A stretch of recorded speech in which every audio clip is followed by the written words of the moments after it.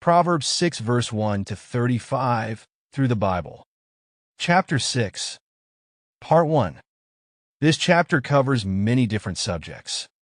It starts with some advice that is good for the business world today, for Christians or non-Christians. These are simply some good business principles. You see, God has given a lot of good advice for all mankind, the saved as well as the unsaved. Good business principles.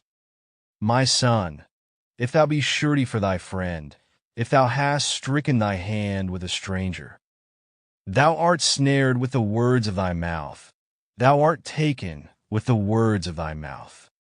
Proverbs 6 verses 1 and 2.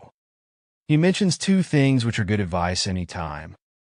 Beware of signing a friend's note, and never become a partner with a stranger. The unsaved man can follow this advice in his business, and it will be helpful to him. The second verse would indicate that the fellow has been boasting. Apparently, one of the reasons a man will co-sign a note with another man is that he wants to be the big shot.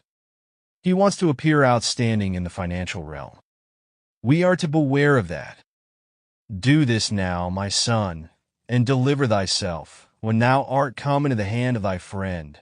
Go, humble thyself, and make sure thy friend. Proverbs 6 verse 3.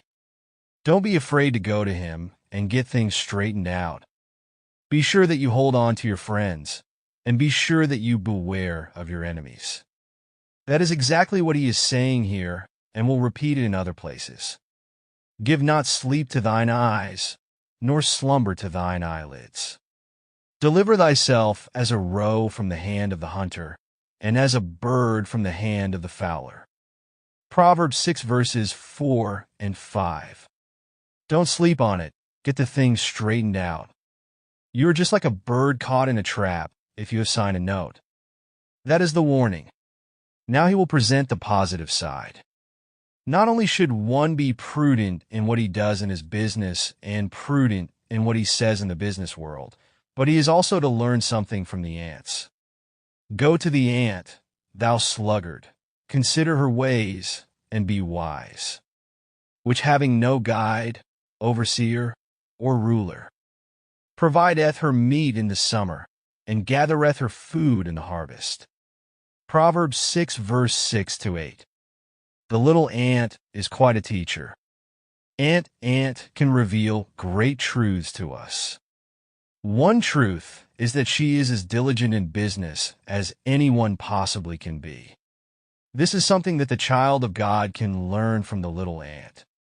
The ant is busy doing what is the most important thing in her life. She is getting food for the winter, caring for the future, and she is busy about it.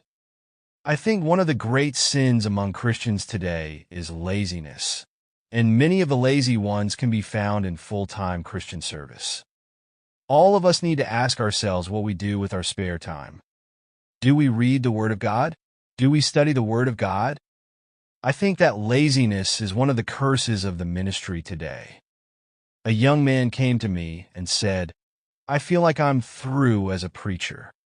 I've been a pastor here at this place for 3 years, and I have run out of sermons. I feel like a dried-up well. Of course, then he became very pious. I've spent a lot of time in prayer and meditation. Well, I asked him, how much time do you spend in the Word of God? How much time do you spend studying it?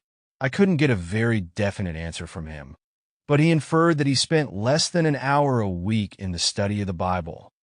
He was a great promoter, always out doing something while the important business remained undone. I told him, unless you change your ways, you ought to get out of the ministry. It is a disgrace to go to the pulpit on a Sunday morning unprepared. You should have something to say from the Word of God. The ant has a lesson for that boy. Go to the ant, thou sluggard. Consider her ways, and be wise. How long wilt thou sleep, O sluggard? When wilt thou arise out of thy sleep? Yet a little sleep, a little slumber, a little folding of the hands to sleep. So shall thy poverty come as one that travelleth, and thy want as an armed man. Proverbs 6 verse 9 to 11.